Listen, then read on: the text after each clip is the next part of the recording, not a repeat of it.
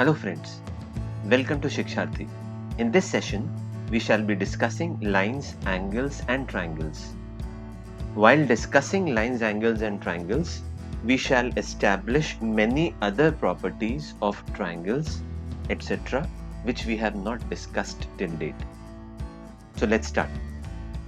Now we have already discussed this thing in detail in one of the sessions, wherein if we take two transversals AB and CD such that they are parallel to each other, then as a byproduct you get vertically opposite angles, which will be nothing but formed out of two different sides of a transversal, the sum of which would be equal to 180 degrees.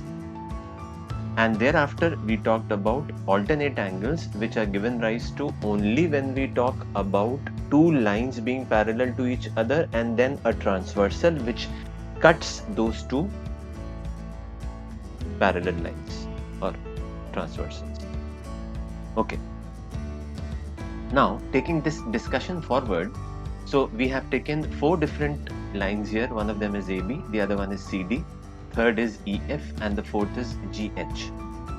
And then we have prototyped the angles here. For example, the point of intersection of the lines GH and EF gives rise to vertex I. The point of intersection of the lines CD and EF gives rise to J, which is the vertex J. The point K is given rise to because of the intersection between the lines CD and GF.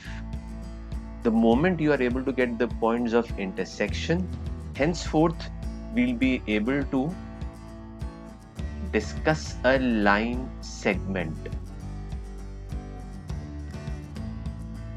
So a line segment by definition would be a part of a line which is measurable. For example, this is the triangle that is given rise to because of the intersection of three lines, and those three lines are, just for the sake of understanding, I'm putting a tick mark. One is the line CD, the other is line GH, and the third is the line EF. So which is why we say that a triangle is formed because of three non-collinear points. Now the points I, J and K are three non-collinear points. Now non-collinear points means that all these points, 3 points, do not lie on the same line.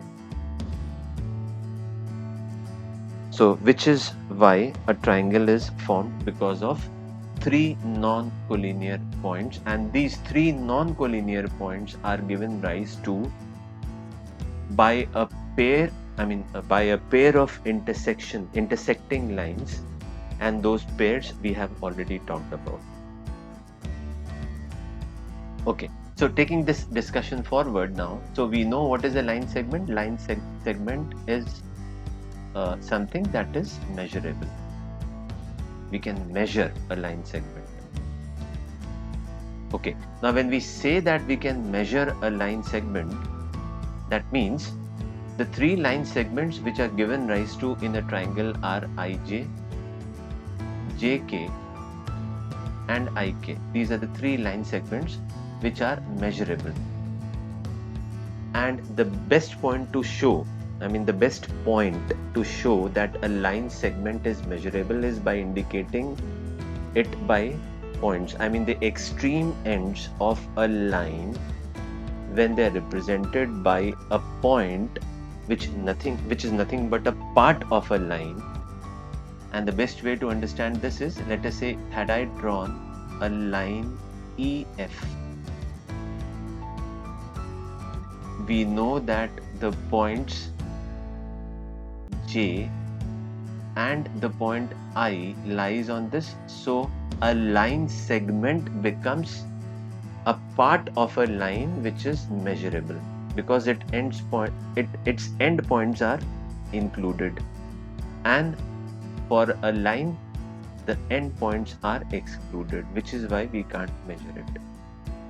Okay, having said this, now as a byproduct we had talked about, so if I take one of the angle as B and the other angle as A and C,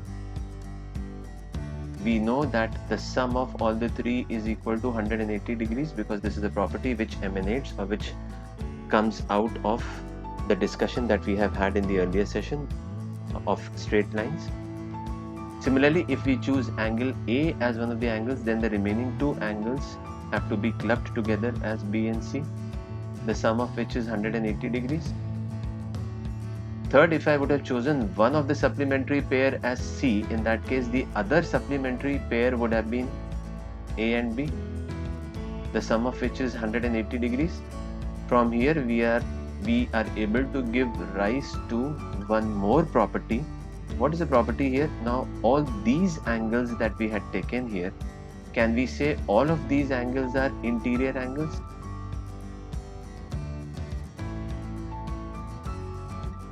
Plus the other supplementary pair of angle, which we can call it as the corresponding exterior.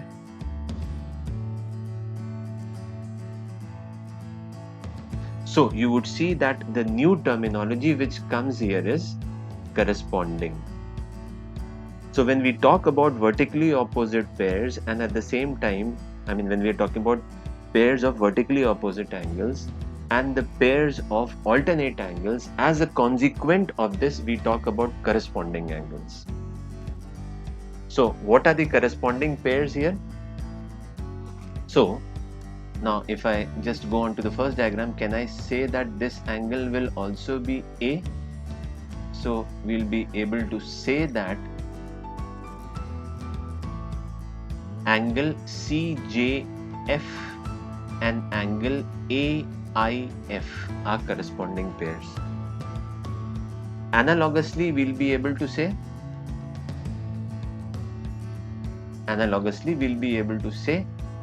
that angle EIB.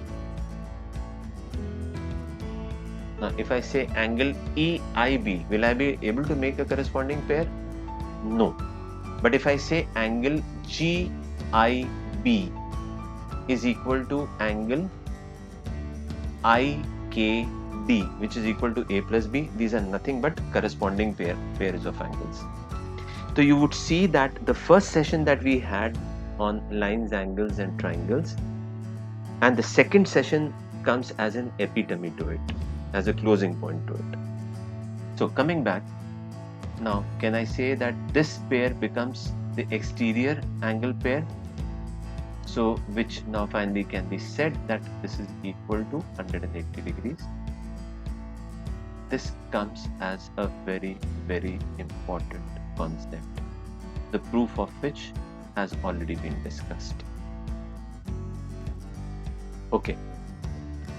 At the same time, we can put these pairs, I mean, for example, I can say that the interior and the exterior, I have put it as interior and exterior, but at the same time we can talk about two interiors lying on the same side of the transversals, or exteriors lying on the same side. So for example, now if I say that angle AIJ, so angle AIJ along with angle IJF, along with angle IJC, this is also equal to 180 degrees. This is just like saying the angles, the sum of the angles lying on the same side of the transversal is equal to 180 degrees, which is nothing but an extension to the supplementary angle theorem, or the interior angle plus the exterior angle is equal to 180 degrees.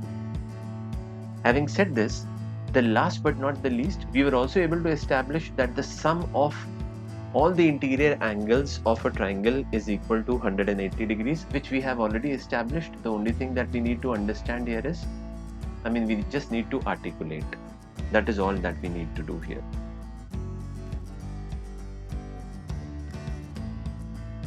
Right? The last but not the least to be discussed here is, now if I take all the exteriors, we had taken each interior angle. Now if I take all the exteriors, so if I'm referring to all the exterior angles, so we had 3 interior angles. Similarly or analogously, we'll talk about 3 exterior angles. So if I take angle A as the interior angle, let's say this is A, then the concerned exterior would be this, which is nothing but B plus C. So let us say the first exterior angle to the interior angle that we had taken, which was A, is B plus C. The second such pair and the third such pair. So now the second that we take here is B. Now if I extend this line segment JI, it is then only that we get the exterior angle here. So if I'm taking the interior as B, in that case the exterior angle to the interior angle that we would have taken, which was B, is A plus C. And the third exterior would be formed because of the interior angle C, which the measure of this exterior angle would be B plus A. So now if I take the sum of all these 3 exterior angles, which are a consequent to each interior angle of a triangle, we'll be able to say that 3 interior angles of a triangle are able to generate 3 exteriors to each of them, the sum of which will be nothing but twice of A plus B plus C, which is 360 degrees. I hope you would have understood finally.